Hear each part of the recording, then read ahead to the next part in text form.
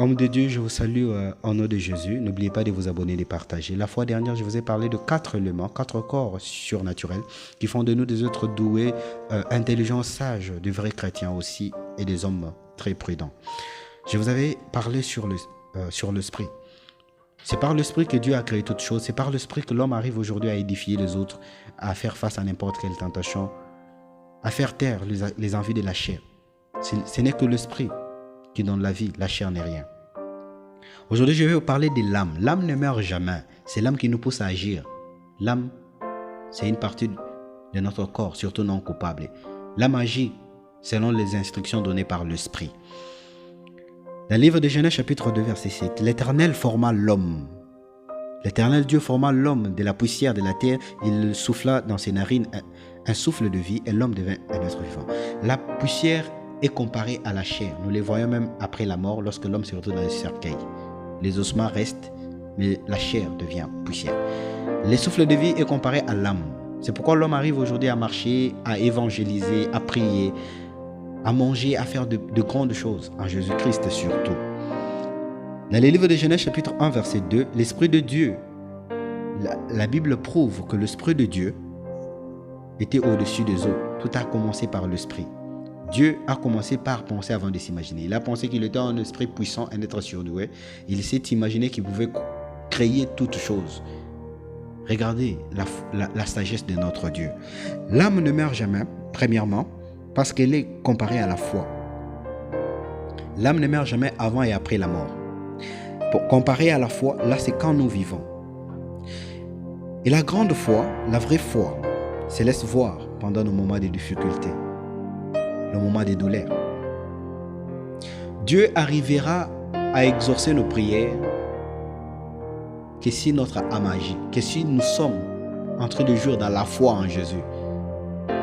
Prier tous les jours, lire la Bible tout le temps, partager, jouer dans la fraternité. Regardez l'histoire de Paul.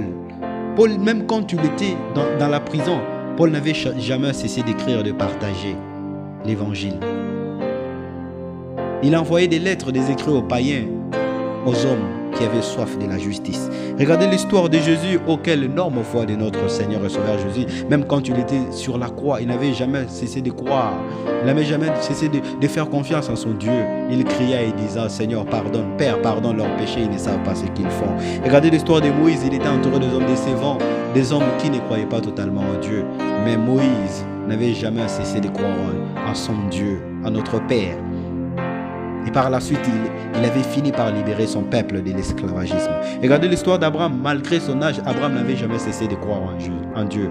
Il avait eu un enfant. Et même après, Dieu avait ordonné à Abraham de tuer cet enfant. Mais comme il avait confiance en son Dieu, il n'avait jamais douté de son Dieu. La deuxième raison, c'est après la mort. Soit, c'est par les œuvres de Satan qui restent et qui vont prouver notre mauvaise âme, notre mauvaise foi. Soit c'est par les œuvres du Christ qui resteront et qui représenteront notre foi, qui résument notre âme. Vous allez comprendre la circoncision d'Abraham dans les livres de Romains, chapitre 4, de 9 jusqu'à 14. Le verset 14 dit, « Car si les héritiers le sont par la loi, la foi est vaine, et la promesse est anéantie. » On n'est pas chrétien seulement par les Écritures. On est chrétien par la foi. Et surtout pendant les moments de désespoir. Sans la foi, nous ne pouvons rien faire. Dans le livre de Genèse chapitre 9 verset 5, sachez-le aussi, je redemanderai le sang de vos âmes, je le redemanderai à tout animal et je redemanderai l'âme de l'homme à l'homme qui est ton frère.